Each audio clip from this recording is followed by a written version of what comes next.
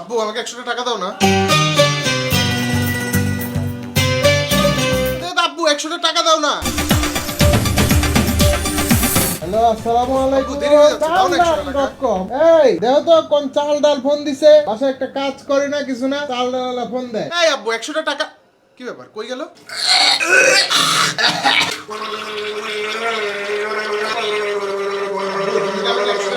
আব্বু তুমি কি আমাকে 100 টাকা দিবা? তুই এখানে কখন আসলি? কতক্ষণ হইলি তো দাঁড়ায় আছে এখানে, এখন আবার ওয়াশরুমে আসছো তুমি। হ্যাঁ? কতক্ষণ হইলি তো বলতেছি তোমাকে, ও বলিস কি? তুমি আবার ওয়াশরুমে আসছো। তাই নাকি? হ্যাঁ হ্যাঁ, শোন, টাকা তো অনেক মূল্যবান জিনিস। হ্যাঁ, টাকা পয়সার মর্মটা আসলে বুঝতে হবে, বুঝছো? মানে আমরা যখন স্কুলে পড়তাম তখন তো আব্বুর কাছে 10 টাকা চেলে দিত না, 2 টাকা দিত। তো টাকা 2 টাকাও নিতাম না আমরা, ওটা আবার জমা রেখে ওটা চকলেট খাইতাম। 2 টাকা জমায় 4 টাকা চকলেট খাইতাম। তো আমরা করতাম কি, আমরা 10 কিলোমিটার হেঁটে না 10 কিলোমিটার সাঁতরায় যাইতাম স্কুলে। তো বুঝছো, মানে আমাদের স্ট্রাগল আর তোমাদের স্ট্রাগল এক না, তোমরা তো টাকা চেলে পেয়ে যাও। সেই জন্য আমি বলছি টাকা পয়সার মর্মটা সবসময় মাথায় রাখবা। হ্যাঁ, আর সবসময় নিজের দিকে খেয়াল রাখবা, টাকা এত খরচ করা যাবে না, বুঝছো না বিষয়টা? তো এটাই আর কি। হ্যাঁ বুঝছি সবই বাবা, এখন দাও না 100 টাকা, আমার দেরি হয়ে যাচ্ছে, যাইতে হবে বাইরে, ক্লাস আছে আমার।